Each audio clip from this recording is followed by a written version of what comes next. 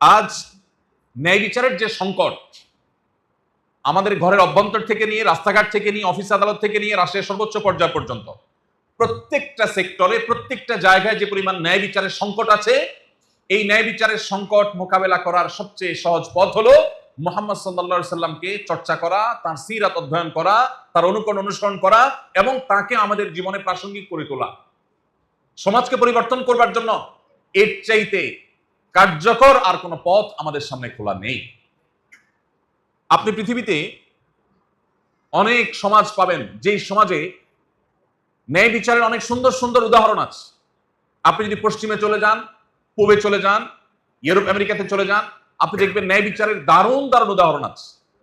তারা সবাই Q maintain করে চলাফেরা করে, বাসে উঠবে সবাই নিজ নিজ দায়িত্বে লাইনে দাঁড়িয়ে গেছে, কেউ কারোর সাথে ধাক্কাধাক্কি করছে না। এরকম ন্যায়সঙ্গত আচরণের বহু দৃষ্টান্ত পাবেন।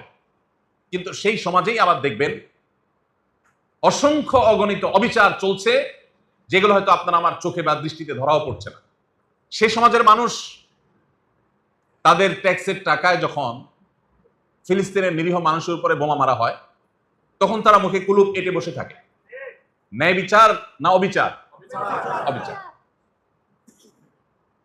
মুহাম্মদ সাল্লাল্লাহু আলাইহি সাল্লামের আদর্শের বাইরে পৃথিবীতে যত চকচকে তকতকে, যত আদর্শ, যত সৌন্দর্য আপনি দেখবেন, সেটার একটা লেয়ার অনেক সুন্দর দেখা গেলেও তার পেছনের লেয়ার অনেক কালো, নিকশ কালো, অন্ধকার।